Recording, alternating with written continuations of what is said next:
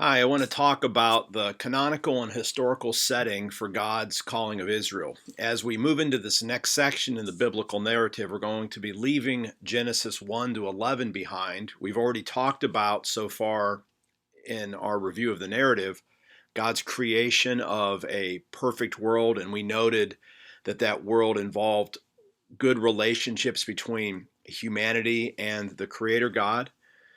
Humanity within its own self as a community, and also humanity with the earth. And we talked about how God created men and women in God's image to serve as visible representatives of the invisible creator God, that in essence humanity was created to be a missional community that reflects and lives out God's character to the rest of creation. In essence, if Genesis 1:1 to 2:3 tells the story of the great king, and the universe is God's cosmic temple. It's humanity, men and women who serve as priests and priestesses of the Creator. We also talked about how God moved creation from undifferentiated matter and darkness to each piece along the way being good, to then, after God completed all of his creative work with the creation of humanity, it became very good. And then we observed how on the other side of very goodness is something even better, which is Sabbath, and how that's embedded. And Genesis 1 and 2 then gives us a optimal picture of the way things were supposed to be in God's imagination as God created the whole world, and how they were, at least for a time. Genesis 3 to 11 then described how the perfect world that God had made became undone by the introduction of human sin, and human sin causes the fracture of even creation itself, and loss of relationship with God, and brokenness within all the other relationships that were part of creation. Now, as we move to begin to look at God's calling of Israel's ancestors, I want to pick back up just for a couple minutes the last bit of Genesis 1 to 11. And Genesis chapter 10 is an important genealogy. It's called the Table of the Nations. And in essence, it reports how post-flood humanity then refilled the earth. Again, that was God's original intent for humanity, to have persons created in his image, visible representations of himself all over creation. And 1032 looks as though that original mission was fulfilled. And from these nations spread abroad on earth after the flood. Now, within Genesis 10, these are important from a narrative perspective, from a missional perspective, because these represent all of the nations. That was the known world, and Genesis 10 describes that. So it gives us functionally a starting place for people, whoever we meet, to find themselves in the biblical story, because, as we've said, the Bible does have a narrow focus on Israel for most of the Old Testament, but Genesis 1 to 11 is a universal story, and Genesis 10 in particular mentions much of the earth, and it gives us a place to find ourselves, people to find themselves in the biblical story. It also shows us that post-flood that God was faithful to his promises to Noah, and implicit is the reality that Noah's descendants have prospered and they've multiplied post-flood. In post-flood, in Genesis chapter 9, God had reintroduced his creational intentions for humanity to fill the earth, and Genesis 10 reports that. Now, the question there is, after you get to the end of chapter 10, is, have God's creational intentions for humanity finally been fulfilled? Are men and women and the whole community of people finally living up to their calling that they received in Genesis chapter 1? It looks like it, because now they're finally all over the planet as God had imagined. But the problem with that is we find out in chapter 11 of Genesis how it is that people spread out over the earth, and it wasn't of their own doing. The Tower of Babel told a story of how people gathered with the goal of, again, breaking out of their of the boundaries that God established for them and their frameworks for living. They wanted more. And so God comes down and scatters them abroad and fills the earth with people. But the problem is what? Well, let's talk about it. The problem now is languages divide humanity, so there's a loss of community. Yes, there's people all over the planet, but they're divided by the lack of a common language.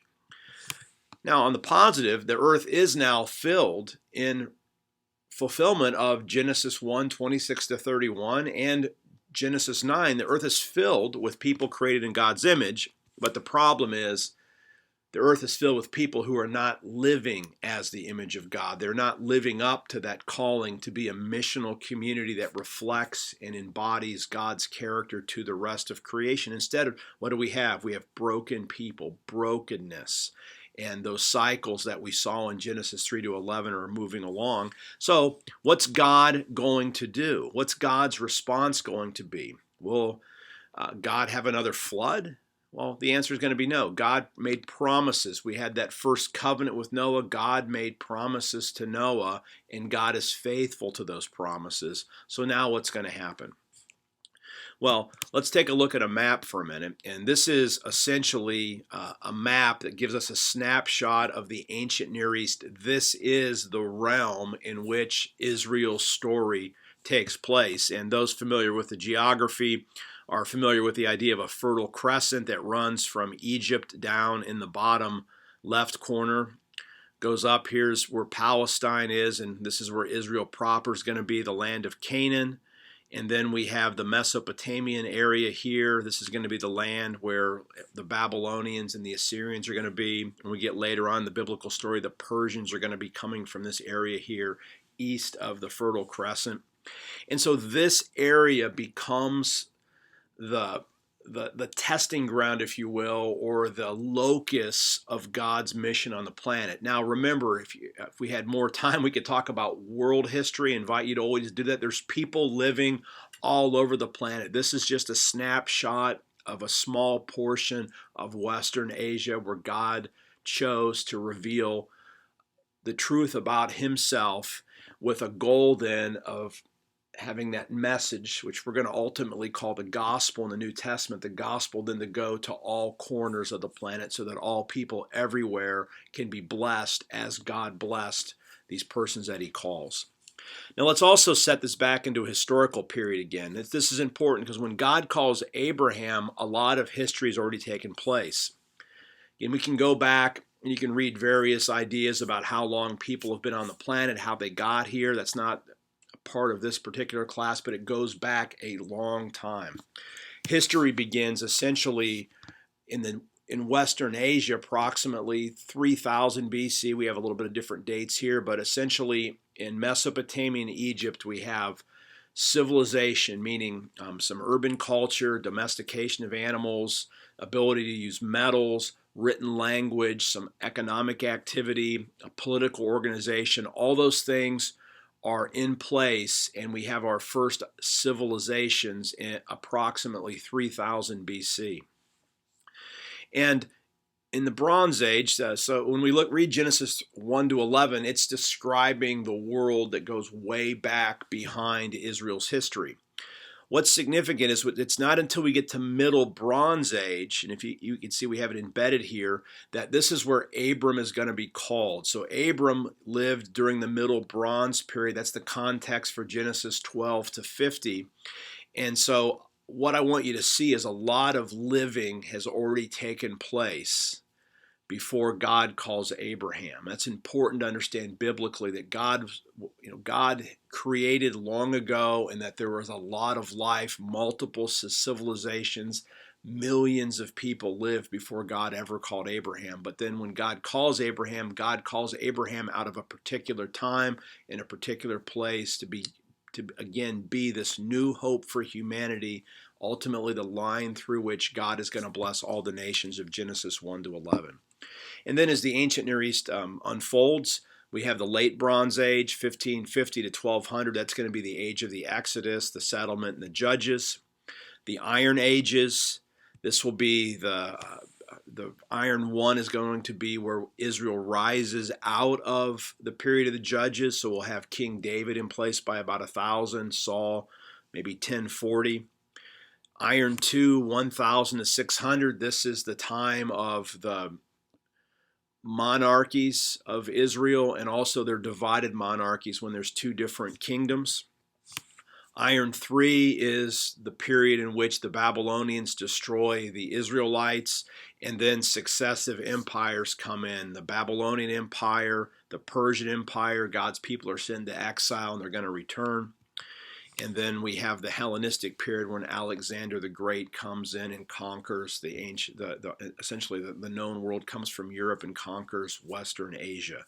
So that's the historical context. And I just give that to you so that you can remember that when God calls Abraham, this comes within the flow of a lot of living by humanity. So some implications, and this is going to be the concluding slide of the lectures, is we want to remember that Israel's a latecomer to the history of the world. When God calls Abram, there's already been multiple civilizations.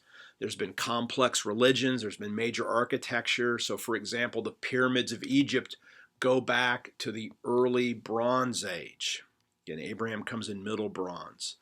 The ancient Near East is the context for understanding the culture and times of the Old Testament. Genesis 1 to 11 assumes that. So just as we talked about the creation in flood stories, that those were part of the fabric of the ancient Near East. We also want to understand the call of Abram and the role of God's people within this wider history. God is going to call Israel out of this ancient Near Eastern context to create a new people who are going to live in a new land, the land of Canaan. And out of Canaan ultimately is going to come the gospel once Jesus comes several millennia later. And then lastly, the scripture's engagement with the wider world is through the lens of God's people who exist as God's ambassadors to the nations.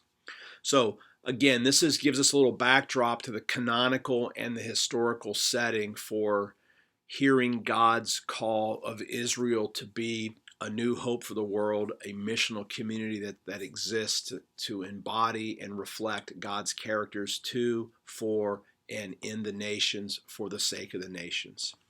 Thank you very much for your careful attention, and we'll see you in the next lesson.